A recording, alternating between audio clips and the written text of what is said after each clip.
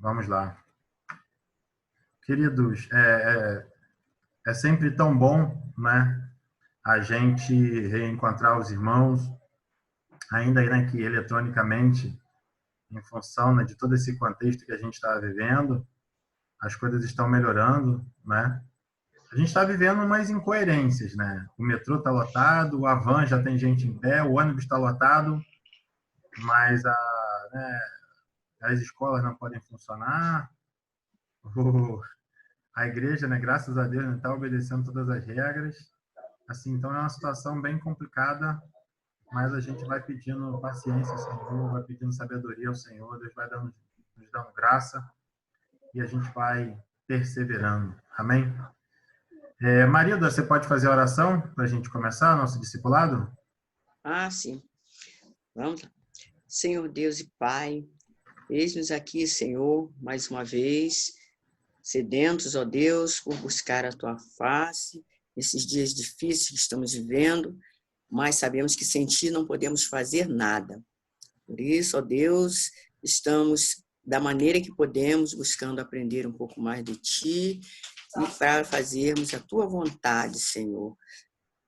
Abençoe esse curso dessa noite, Senhor, esse estudo que será feito. Eu creio que será para a edificação de nossas vidas. Fala, Senhor, pela boca do teu servo, em nome de Jesus. Amém. Amém. Obrigado, Marilda. Que Deus te abençoe. Amém. Pai do Senhor! Cheguei! Pai do Senhor, Bianca, seja bem-vinda. Amém. Seja bem-vinda também, Luana está chegando, né? Eu tenho procurado, porque nós fazíamos discipulado uma vez, né? Um estudo só por mês, né? E agora a gente está tendo aí encontro todas as sextas-feiras, né? E aí, né? Da onde a gente vai tirar tantos estudos, né? Um estudo por semana. Então eu tenho procurado me basear na mensagem que o bispo prega domingo de manhã, né? E no último dia 12 de julho de 2020, no domingo pela manhã, o bispo usou o texto de Lucas 26, a partir do versículo 33. O bispo falou sobre a importância de nós estarmos de pé, de nós permanecermos de pé, né? E falou, né, que a doença, né, tem a doença literalmente, né? O coronavírus tem derrubado algumas pessoas, mas às vezes tem pessoas que nem ficaram doentes do coronavírus, mas estão caindo, né? Estão caindo na sua caminhada cristã, estão ficando desanimadas com sua vida pessoal. Às vezes o casamento, o relacionamento também está enfrentando sérias dificuldades. E o bispo trouxe uma palavra aos nossos corações, né, da palavra de Deus, para nós sermos fortalecidos no Senhor, né? Para nós permanecermos de pé, que esse é o propósito de Deus para as nossas vidas. Aí eu vou pedir para você abrir aí a sua Bíblia em Hebreus, capítulo 12. Abra aí a sua Bíblia em Hebreus 12. Hebreus 12.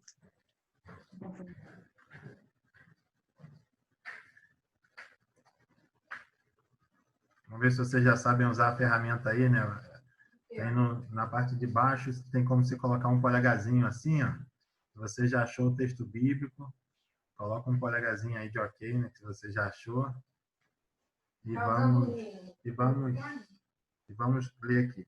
Portanto, nós também, pois que estamos rodeados de uma tão grande nuvem de testemunhas, deixemos todo o embaraço e o pecado que tão de perto nos rodeia e corramos com paciência a carreira que nos está proposta, olhando para Jesus, autor e consumador da fé, o qual, pelo gozo que lhe estava proposto, suportou a cruz, desprezando a afronta.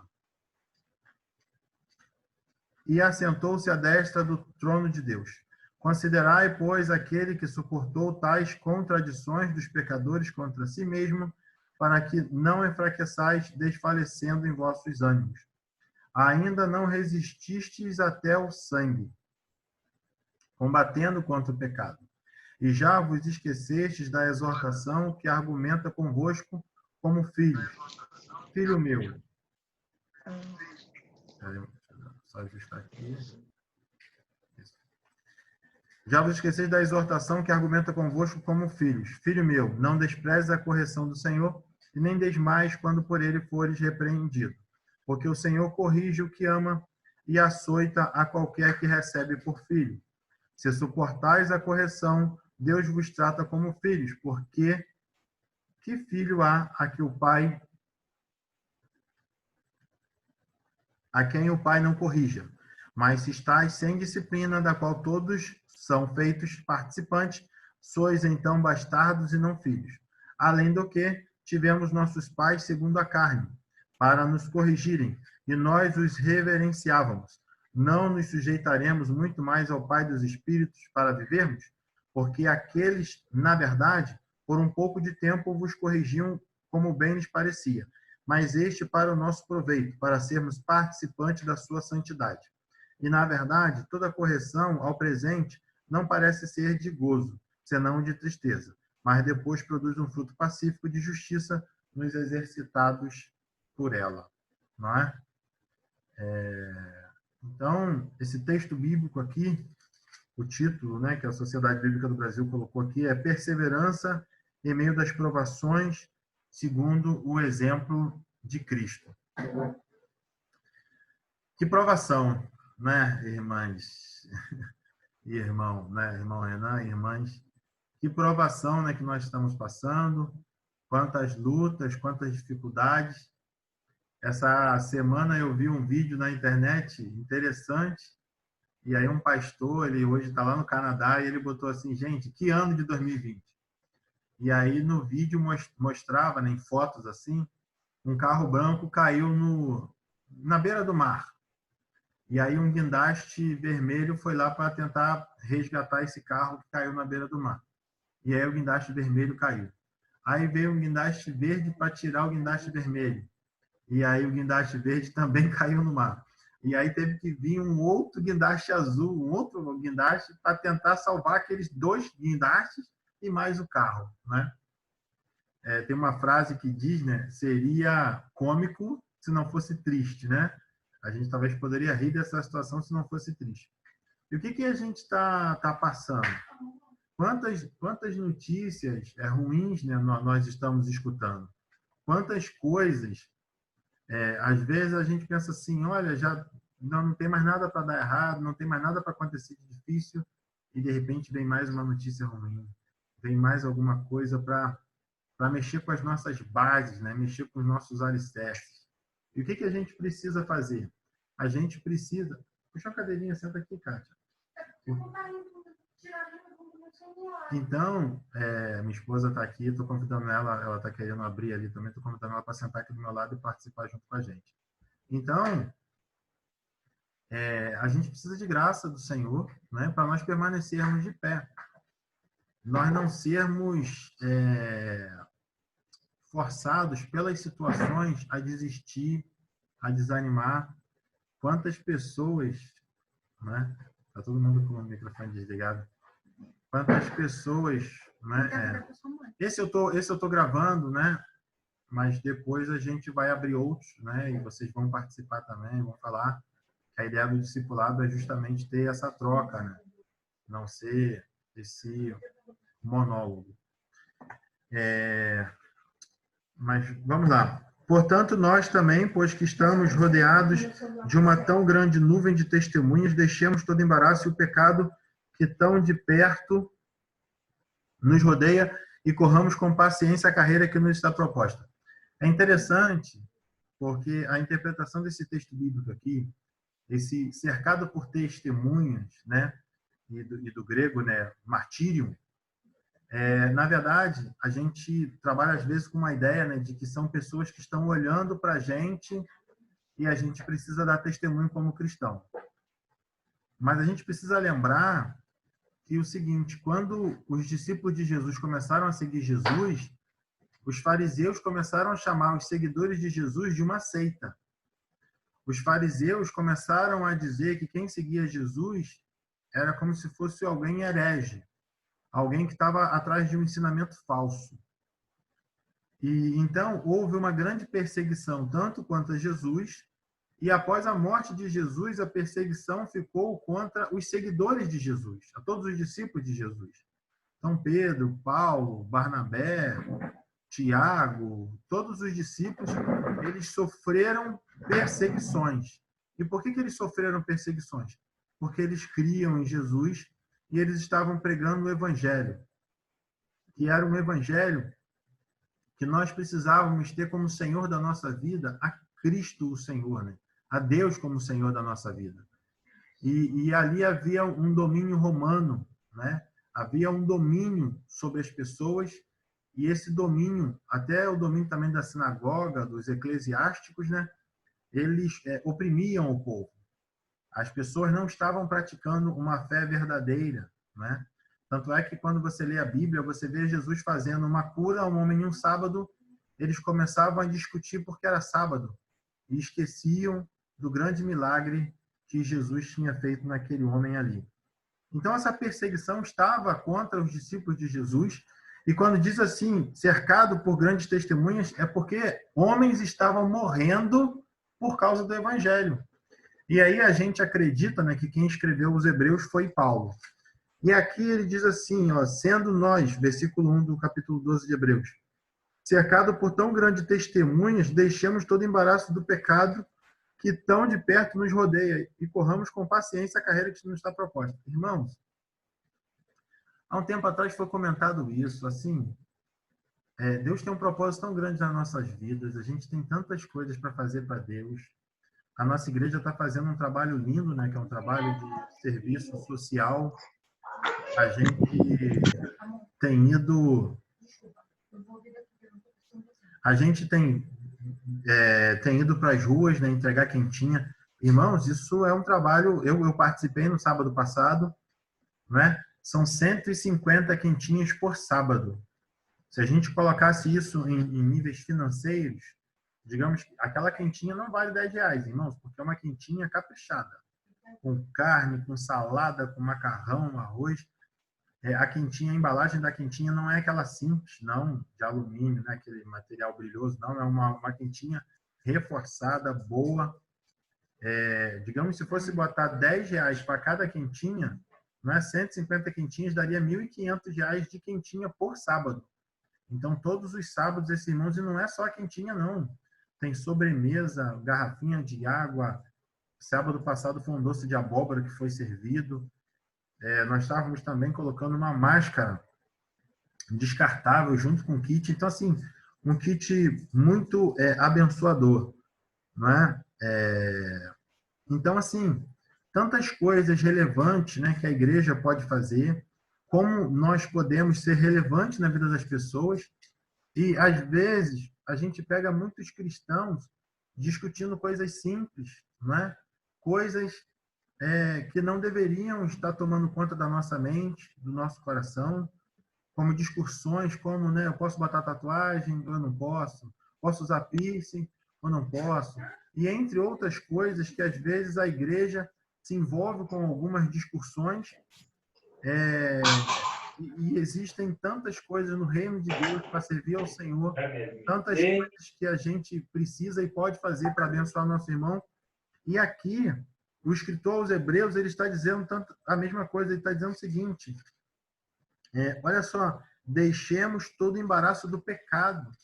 Existe um propósito, existe uma obra tão grande para Deus fazer nas nossas vidas e através da nossa vida. Por que a gente vai ficar se envolvendo com o pecado, se envolvendo com coisas da nossa velha natureza, né? Se envolvendo com coisas do nosso antigo homem, ou seja, daquele homem que não conhecia Jesus, que não servia Jesus? Qual o propósito de Deus para a minha vida e para a tua vida? Que a gente se envolva com Ele, que a gente se envolva com a palavra dEle e que nós sejamos luz para este mundo. Irmãos, eu estava olhando aqui um edital de um concurso, né? Vai ter um concurso para a área de educação de São Gonçalo, e é com tristeza que eu falo isso, irmãos. E aí o concurso, você precisa escolher polos. Polo 1, polo 2, polo 3, polo 4, polo 5, polo 6, polo 7. E cada polo é um conjunto de 3 a 4 bairros de São Gonçalo. Irmãos, infelizmente, só um dos polos é o melhorzinho. Todos os outros polos envolvem áreas de conflito, áreas perigosas, áreas que têm o domínio do tráfico de drogas, área onde a periculosidade é muito grande. Então, assim, infelizmente, o município de São Gonçalo é um município que tem tantas igrejas, mas, infelizmente, o nosso município está muito mal. Eu confesso a vocês, né, que eu não gosto muito de usar esses adjetivos ruins, né? Mas a gente, como cristão, a gente não pode fingir que uma verdade não existe. A gente não pode ficar falando, criando coisas ou ideias. Se a gente precisa saber que nosso município está mal, mas não é para a gente abandonar o nosso município, embora não, mas é a gente pensar o que nós podemos fazer para melhorar esse município. Eu tive uma aula recente, né, com o pastor Márcio, e ele dirigiu uma igreja lá na Praia da Luz. E ele falou que a Praia da Luz, infelizmente, é um lugar também de muita pobreza, de uma desigualdade social muito grande em comparação com outros lugares de São Gonçalo, né? Muita pobreza, muita dificuldade. Mas o pastor Márcio falou que existia uma rua lá na Praia da Luz, que era uma rua muito bonita. E acreditem vocês, irmãos e irmãs, essa rua era bonita porque um morador decidiu botar muitas plantas. Porque um morador organizou uma lixeira. Porque um morador pintou os postes. Porque um morador decidiu transformar aquela rua em bonita. O nosso município de São Gonçalo, eu não sei em números quantos milhares de evangélicos nós temos no município de São Gonçalo. Mas pensou se cada evangélico lutasse para transformar a sua rua? Se você buscasse meios e maneiras de melhorar de alguma maneira, melhorar o ambiente social. Porque, irmãos, o nosso Deus ele é sinônimo de beleza. O nosso Deus é um sinônimo de organização. Quando a gente vê um lugar muito desorganizado, feio, é como se fosse uma coisa oposta à natureza de Deus. E nós, como filhos de Deus, temos essa missão de restaurar a beleza das coisas e dos lugares. E eu estou falando isso assim porque a gente, como cristãos aqui em São Gonçalo, a gente precisa despertar para orar, para evangelizar, não é? Para ser um ponto de referência para as pessoas se lembrarem de Deus. Então, a gente precisa pensar sobre isso. A gente não pode somente pegar nossa Bíblia no domingo e ir para a igreja, ou no culto de quarta-feira, e a nossa vizinhança não conhece a Jesus, a nossa rua, o mal está dominando e nós não fazemos nada. Nós precisamos orar, nós precisamos interceder, nós precisamos clamar para que Deus possa fazer um milagre na nossa vida e através das nossas vidas. No versículo 2, ele diz assim: olhando para Jesus, autor e consumador da fé, o qual, pelo gozo que lhe estava proposto, suportou a cruz, desprezando a afronta, e assentou-se à destra do trono de Deus. Aqui, o escritor aos Hebreus está falando para a gente olhar para Jesus, né, que é o autor e consumador da nossa fé. Jesus ele foi o maior exemplo de sofrimento, né, o maior exemplo de alguém que sofreu, mas que obedeceu. A gente vive um período que as pessoas gostam muito de cada um fazer a sua própria vontade. Eu li um livro e recomendo que os irmãos também lerem esse livro, né, que é Nos Seus Passos, o que faria Jesus. Quando na nossa vida, a gente imita Jesus, né, o que Jesus faria no nosso lugar, a gente traz um confronto, não é? A gente, às vezes, desgasta uma relação, uma amizade com alguém, porque a gente precisa ser sincero, a gente precisa ser verdadeiro, a gente precisa ser honesto, a gente precisa fazer aquilo que é o correto, né? E aí, às vezes, alguns cristãos pensam assim, mas eu estou sofrendo tanto para ser cristão, eu estou passando uma luta tão grande, não é? E aí nós temos esse maior exemplo que é Jesus. Mas eu quero combater aqui uma ideia, porque aqui o escritor aos Hebreus está falando para os cristãos do primeiro século cristão, né, esse primeiro século aqui cristão, né, tendo como referência, né, o ano 1 do nascimento de Jesus. Então, quando a gente fala o primeiro século da era cristã, a gente está falando dos primeiros 100 anos, tendo como referência o nascimento de Jesus. a gente está falando, né, desses irmãos, dos sofrimentos, né, que eles passavam, a gente precisa olhar para Jesus. Mas a gente precisa também, irmão, se lembrar de uma outra passagem da Bíblia, que o apóstolo Paulo ele diz o seguinte: sede, pois, meus imitadores, como eu sou de Cristo. Nós precisamos olhar para Jesus, porque Jesus é o exemplo perfeito. É o exemplo que nos motiva, que nos ensina a obedecer e a seguir. Mas nós também temos que olhar para os nossos irmãos.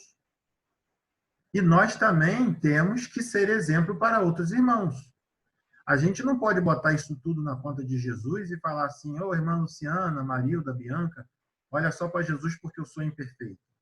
Eu sou imperfeito. Você que está me ouvindo aí, você também é imperfeito. Mas a Bíblia nos ensina para nós sermos modelo para os outros cristãos e para o mundo. Nós, como igreja, precisamos falar assim: ó, sede meu imitador como eu sou de Cristo. Você é o imitador perfeito? Não, você não é perfeito. Mas nós precisamos assumir essa responsabilidade. Teve uma vez, eu fui visitar um jovem e um grupo de jovens, né? E eu virei para o jovem e falei para o jovem assim: me imita como eu imito a Cristo. E todo mundo olhou assustado para mim. Que isso? E isso no nosso meio cristão às vezes parece soberba. E, gente, isso não é soberba, isso é bíblico. Isso é bíblico. Nós precisamos ser modelos para nossos irmãos. Por isso que eu preciso caminhar com fé, perseverar. Não é? É lógico que agora precisa também de um outro ensinamento, não é? Nós precisamos saber que nós precisamos ser modelos, nós precisamos ser exemplo para outros irmãos. A gente é importante olhar para o nosso pastor, sim, olhar para o nosso diácono, olhar para o nosso líder, olhar para aquela irmã mais madura do nosso ministério. Essa irmã é um exemplo para nós, esse irmão é um exemplo para nós. Mas nós precisamos saber que é um vaso de barro e que esse vaso de barro, às vezes, pode pecar, pode errar. A gente tem que ter esse conhecimento. Então, assim, aquela questão, não é nem 8 nem 80. Não é assim, não olha para o irmão, não. E também achar também que o irmão é um Deus, e se o irmão errar, meu Deus, o irmão pecou, agora eu também vou enfraquecer minha fé. Não. A gente precisa olhar para os irmãos, nós precisamos ser modelos uns para os outros, mas sabendo que nós somos vasos de barro. E por isso que a glória é de Deus, a glória não é nossa. Não é? E aí, continuando o texto aí, no versículo 3, ele diz o seguinte: considerai, pois, aquele que suportou tais contradições dos pecadores contra si mesmo, para que não enfraqueçais, desfalecendo em vossos ânimos. Eu vi uma vez uma história, né, de um garoto que foi para a igreja, e quando ele começou a ir para a igreja, os familiares começaram a perseguir ele. E agora você é crente, agora você está na igreja. E ele se sentiu sufocado por tamanha pressão que ele estava sofrendo, e aí ele foi e parou de ir para a igreja porque ele estava sendo muito cobrado. Não é? A gente ser cristão e a gente falar do amor de Jesus, a gente vai sofrer perseguição. A gente vai sofrer essa provocação das pessoas. E aí, o que a gente tem que pedir? A gente tem que pedir graça ao Senhor, sabedoria a Deus, não é? Para a gente perseverar. Graças a Deus, assim, eu tenho uma coisa a meu favor, né? O dom que Deus me deu, o dom do ensino, né? Então, sempre quando alguém me questionava, quando alguém fazia alguma pergunta para mim, eu sempre aproveitei a pergunta que me faziam, o questionamento que me faziam para pregar para essa pessoa. Eu não me esqueço, né, de um dia que eu estava no Henrique Lage, estudava no colégio lá no Barreto, e um rapaz que não era evangélico, ele me questionou por que o pastor, né, tinha que ter um carro e por que o pastor, né, tinha um bom carro. E eu lembro que eu preguei para ele, irmãs e irmãos, da sala de aula até a cantina do Henrique Lage. Eu não sei se alguém que está ouvindo aí conhece o Henrique Lage. O Henrique Lage é uma das maiores escolas, né, de São Gonçalo de Niterói, uma escola bem grande. É um espaço bem grande, muitos espaços. E eu fui pregando para ele por que o pastor, né, precisa ser um homem que precisa ter estrutura, né, para fazer o ministério dele. Porque um pastor que é um homem que dedica a vida dele ao ministério, ele também é abençoado, não é, quando ele serve o ministério. Eu sei que esse rapaz nunca mais falou comigo de oferta, de pastor ser abençoado, porque eu expliquei ele muito bem. E você, como cristão, é importante você saber isso.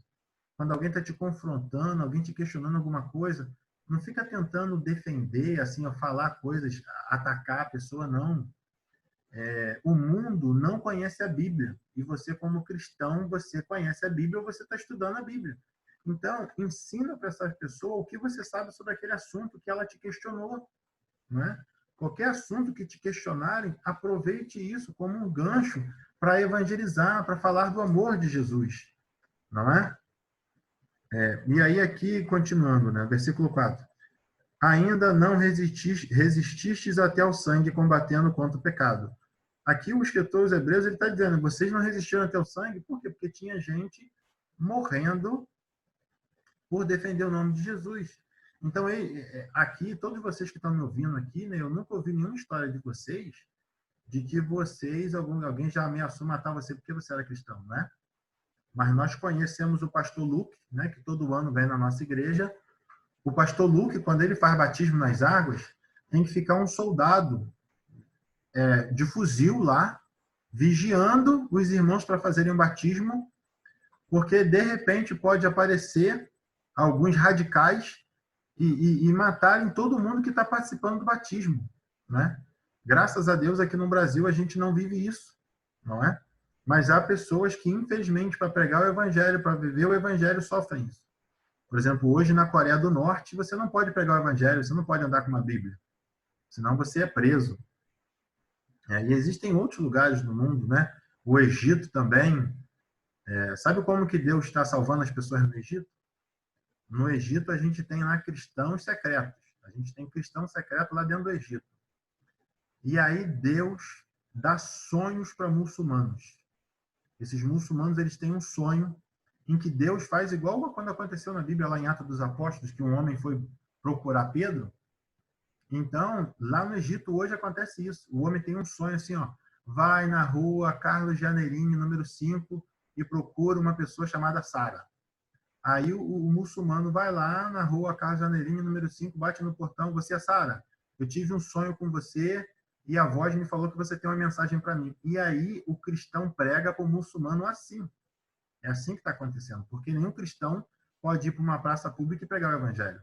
Mas eles estão infiltrados lá e Deus envia as pessoas para ouvirem do evangelho. Então, nós aqui no Brasil, irmãos, eu incentivo vocês. Não fica também pegando qualquer mensagem na internet, não, né?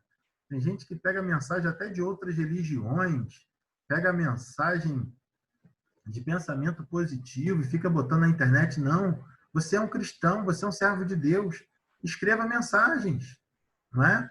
Se você está com receio do seu português, né? Hoje tem um corretor ortográfico. Se você quiser, manda para algum irmão ou irmã que sabe um pouquinho mais de português. Pode mandar para mim que eu corrijo o teu texto, devolvo para você. Posta na internet. Eu confesso para vocês, né, o ano passado eu escrevi 75 mensagens, uma por dia. E aí esse ano eu estou fazendo seminário, né? Estou atolado de serviço, eu não estou conseguindo escrever todo dia, eu estou compartilhando minhas mensagens do ano passado. Mas eu estou compartilhando uma mensagem que eu escrevi. Então, assim, eu incentivo você também. Gente, existe um garoto chamado Felipe Neto, se eu não me engano. Esse garoto agora está fazendo sucesso, está lá nos Estados Unidos falando um monte de besteira.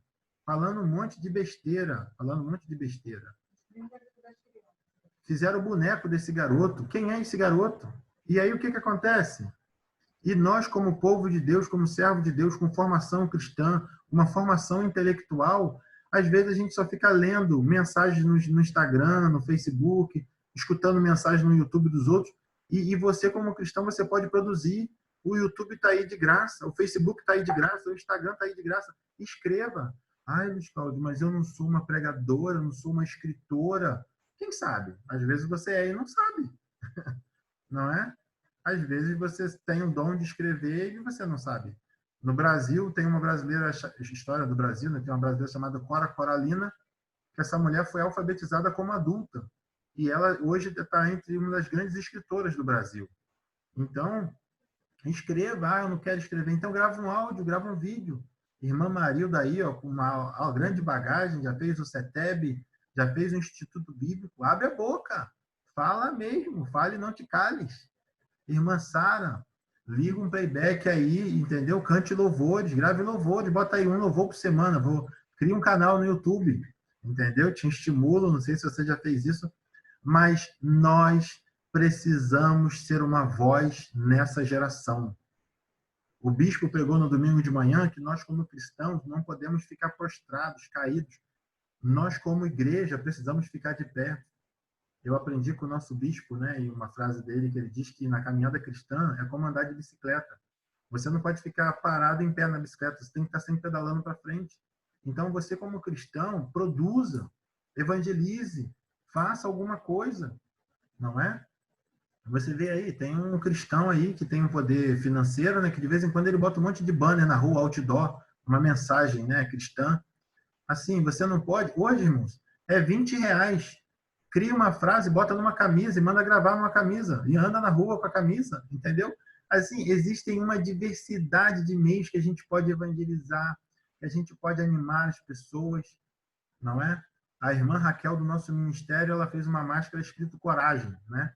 Eu comprei uma máscara dessa para minha esposa, que na máscara está escrito coragem. Coisas simples, mas assim, nós precisamos estar de pé e nós precisamos fortalecer outras pessoas. É muito lindo esse trabalho da ação social e eu quero convidar vocês, né? Aqueles que têm condição de saúde, aqueles que não são do grupo de risco, aqueles que podem participar dessa ação social no sábado, amanhã, se Deus quiser, 8 horas da manhã, eu vou estar lá na igreja participando dessa ação social. Participe. Sabe por quê, irmãos? É muito bom. Às vezes você está cheio de problemas na tua casa e quando você vai na rua, eu fui e conversei com moradores de rua, você vê uma história tão triste, uma história de tanto sofrimento, de tantas perdas, que você pensa assim, meu Deus, eu achava que tinha problema, eu não tenho problema. Conversei com um garoto que tinha perdido a mãe dele, conversamos com um senhor que tinha perdido a esposa, conversei com outro que a família dele estava no Espírito Santo e ele estava desempregado né, e assim, tantas histórias tristes. Então, assim, quando a gente ajuda o outro, a gente percebe que o nosso problema não é nada, né? Vou confessar para vocês, né? Vou indicar outro curso. Eu e minha esposa, nós fizemos o Casados para Sempre, né? Que graças a Deus, hoje tem na nossa igreja. Assim que acabar a pandemia, aí, se Deus quiser, vai voltar às atividades. Quem não fez o Casados para Sempre, eu aconselho vocês a fazerem. Então, eu e minha esposa, nós fomos fazer o Casados para Sempre, né? E a gente foi mais no intuito de acrescentar, né, um curso, né? E nós aprendemos muito, foi muito edificante. Eu e minha esposa, nosso casamento foi fortalecido. Mas é interessante que eu e Kátia, a gente ficava um olhando para a cara do outro e a gente começava a rir de vez em quando no curso, porque a gente escutava problema de outros casais e eu falava assim para a Kátia, Kátia, a gente não tem problema.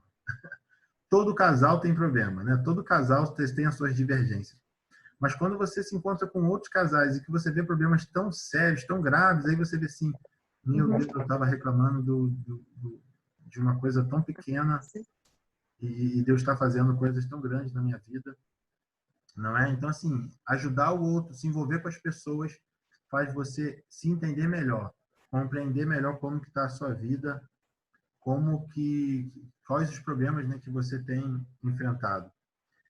Versículo 5 de Hebreus, capítulo 12, diz assim, e já vos esquecestes da exortação que argumenta convosco como filhos. Filho meu, não desprezes a correção do Senhor, e não desmais quando por ele fores repreendido. Irmãos, o Senhor nos repreende. Quantas vezes a gente vai para a igreja, né, e aquela mensagem, ou a gente está lendo a Bíblia, e Deus fala conosco assim, meu filho, minha filha, você está errado. A gente precisa entender isso, que nós estamos aqui, e nós temos uma frase do Dr. Martin Luther King, né, que ele diz o seguinte, eu não sou o que eu serei, eu não sou o que eu quero ser, mas graças a Deus eu não sou mais quem eu era. E aí, quando você olha Provérbios, capítulo 4, versículo 18, Provérbios está escrito o seguinte, a vereda dos justos é como a luz da aurora que vai brilhando mais e mais até ser um dia perfeito. Então, nós estamos caminhando, melhorando, né, a cada dia. Mas nós tem coisas na nossa vida que a gente precisa deixar de fazer, deixar de pensar. A gente precisa melhorar. E o Senhor, Ele nos corrige. Essa pandemia que nós estamos vivendo está nos mostrando muitos dos nossos defeitos. A gente, como cristão, como que estava a nossa vida de piedade? Como é que estava a nossa vida de oração? Como é que estava a nossa vida de intercessão pelos outros? Como é que estava a nossa vida de leitura bíblica? Não é? Então, essa pandemia nos revelou E quando nos revelou, não é para a gente ficar deitado no sofá, triste, chorando, ah, meu Deus, eu sou um péssimo cristão. Não. É momento da gente, como igreja, reagir, não é? Se levantar, ver aquilo que não estava bom e melhorar. Já está acabando, né, essa sessão, aí eu vou abrir uma outra, tá bom? Para a gente continuar. Então, quando você for repreendido pelo Senhor, é para você levantar, não é para você ficar abatido, desanimado. Então, levante, ore, clame e peça ajuda ao Senhor para dirigir a tua vida. Amém? Eu vou fazer uma oração aqui e logo depois eu vou encerrar esse vídeo e depois a gente volta novamente. Pai querido, ajuda-nos a perseverar. Pai. Não permita, Deus, que a gente venha ficar prostrado, mas que nós possamos ser luz nesse mundo, luz nessa geração. E diante dessa pandemia, Pai, nós possamos evangelizar e fortalecer pessoas. Essa é a nossa oração, Pai, em nome de Jesus. Amém.